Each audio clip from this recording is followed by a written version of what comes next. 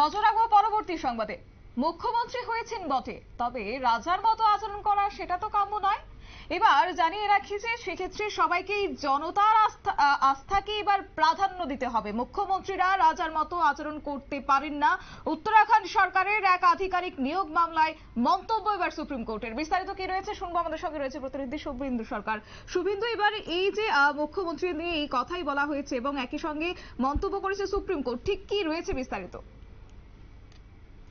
শতাব্দী, আমি বিস্তারিত যাওয়ার আগে আমি একটু ঘটনাটা জানিয়ে রাখবো। ঘটনাটা অ্যাকচুয়ালি যে বিতর্কটা হয়েছে সেই বিতর্কের সূত্রপাত কিন্তু উত্তরাখণ্ডের এক বিতর্কিত আইএফএস অফিসার, তিনি রাজাজি টাইগার রিজার্ভের ডিরেক্টর হিসেবে নিয়োগ করাকে কেন্দ্র করে এই যে গোটা বিতর্কটা এবং এর যে অভিযোগটা বা যে কারণে বিতর্ক, সেটা হচ্ছে গিয়ে এই যে আইএফএস অফিসার তার বিরুদ্ধে বিচার বিভাগীয় তদন্ত চলছে। তিনি এর আগে অন্য এক জায়গায় কাজ করছিলেন, কিন্তু তাকে যে এই রাজাজি টাইগার রিজার্ভের ডিরেক্টর হিসেবে নিয়োগ করা হবে সেই বিষয়ে কিন্তু সহমত ছিলেন না সেই উত্তরাখণ্ডের বনমন্ত্রী, পাশাপাশি যারা আমলারা ছিলেন অর্থাৎ বন দপ্তরের সচিব, এরা কিন্তু একেবারে সহমত ছিলেন না যে তাকে সেখানে নিয়োগ করা হবে রাজাজি টাইগার রিজার্ভে। কিন্তু শুধুমাত্র মুখ্যমন্ত্রী তার ক্ষমতা বলে তিনি সেই বিতর্কিত আইএফএস অফিসারকে রাজাজি টাইগার রিজার্ভের ডিরেক্টর হিসেবে নিয়োগ করিয়েছেন। এইখান থেকে হচ্ছে গোটা বিতর্কের সূত্রপাত এবং এখান থেকে মোটামুটি সুপ্রিম কোর্ট পর্যন্ত সেই জল গড়িয়েছে। আর এই যে কেসটা চলছে সুপ্রিম কোর্টে, সেখানে সুপ্রিম কোর্টের যে মন্তব্য সেই মন্তব্য কিন্তু যথেষ্ট তাৎপর্যপূর্ণ। শতাব্দী, হয়তো মনে থাকবে তোমার, আমরা দেখেছি লোকসভার আগে ভোট প্রচারের সময় একটা হাওয়া উঠেছিল ডিক্টেটরশিপ। সেই ডিক্টেটরশিপ বা স্বৈরাচারিতা সেই বা রাজতন্ত্র, এই নিয়ে কিন্তু রীতিমতো সরব হয়েছিল বিরোধীরা বা একাংশ নাগরিকও কিন্তু সরব হয়েছিল যে ভারত কি তাহলে গণতন্ত্র থাকবে নাকি ডিক্টেটরশিপের দিকে এগিয়ে যাচ্ছে।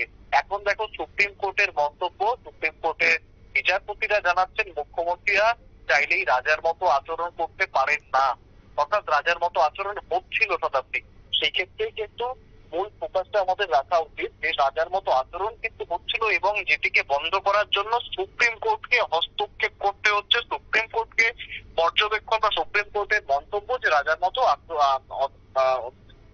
আচরণ করা যাবে না। এবং মনে রাখতে হবে আমরা সামন্ততন্ত্র বা সামন্ত প্রথায় নেই, অর্থাৎ এই ক্ষেত্রে যথেষ্ট ইঙ্গিতপূর্ণ মন্তব্য। যে ক্ষেত্রে আমরা দেখেছিলাম তোমায় একটু আগে যেটা জানাচ্ছিলাম যে ডিক্টেটরশিপ বা স্বৈরাচারিতার দিকে আমরা অগ্রসর হচ্ছি কিনা, এই নিয়ে একটা প্রশ্ন উঠছিল বিরোধী মহলে।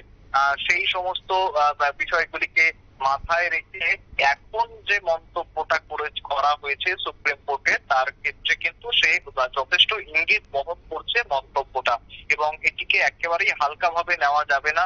এবং দেখছি আমরা বিভিন্ন রাজ্যের মুখ্যমন্ত্রী, সেটা বাংলা হোক বা উত্তরাখণ্ডের, তাদের যে ভূমিকা রয়েছে সেই ভূমিকা নিয়ে কিন্তু জনমনে ক্ষোভ রয়েছে। আমরা দেখছি বাংলায় যে রকমের আন্দোলন হচ্ছে, বিক্ষোভ হচ্ছে, প্রতিবাদ হচ্ছে, সেই ধরনের স্বতঃস্ফূর্ত আন্দোলন বিক্ষোভ কিন্তু খুবই কম দেখেছি আমরা। এবং এক কথায় এই আন্দোলনকে ঐতিহাসিক বলা যেতেই পারে।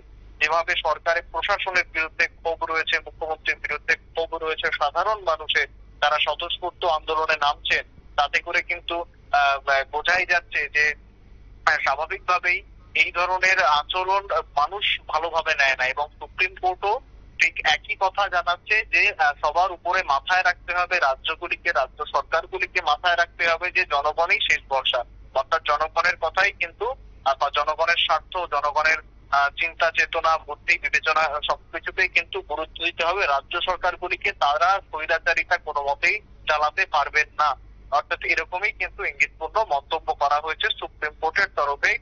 কারণ যেমনটা জানাচ্ছিলাম প্রথমে, আরো একবার জানিয়ে রাখবো, এই যে আইএফএস আধিকারিক, তার নিয়োগের বিরোধিতা করে তিনি উত্তরাখণ্ডের বনমন্ত্রী এবং যারা বিরোধিতা করেছিলেন সচিব, তারা বিরোধিতা করেছিলেন এবং সুপ্রিম কোর্ট পর্যন্ত মামলা গড়িয়েছে।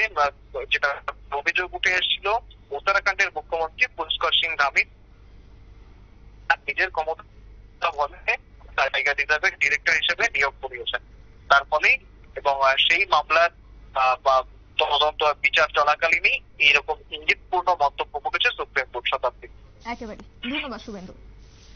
বিস্তারিত বিষয় তুলে ধরলো আমাদের প্রতিনিধি শুভেন্দু সরকার। তবে ইতিমধ্যেই মুখ্যমন্ত্রীরা রাজার মতো আচরণ করতে পারেন না, এই কথাটি আমাদের নয়, এই কথাটি উত্তরাখণ্ড সরকারের এক আধিকারিক নিয়োগ মামলাকে কেন্দ্র করে সুপ্রিম কোর্টের এই মন্তব্য এবং মুখ্যমন্ত্রীর পছন্দের অধিকর্তাকে নিয়োগ ঘিরেই তুঙ্গে রয়েছে এবার বিতর্ক এবং সুপ্রিম কোর্ট থেকে তুলোধনা এই সিদ্ধান্তের। নিয়ে নিচ্ছি ছোট্ট একটি বিজ্ঞাপন বিরতির সঙ্গে থাকুন।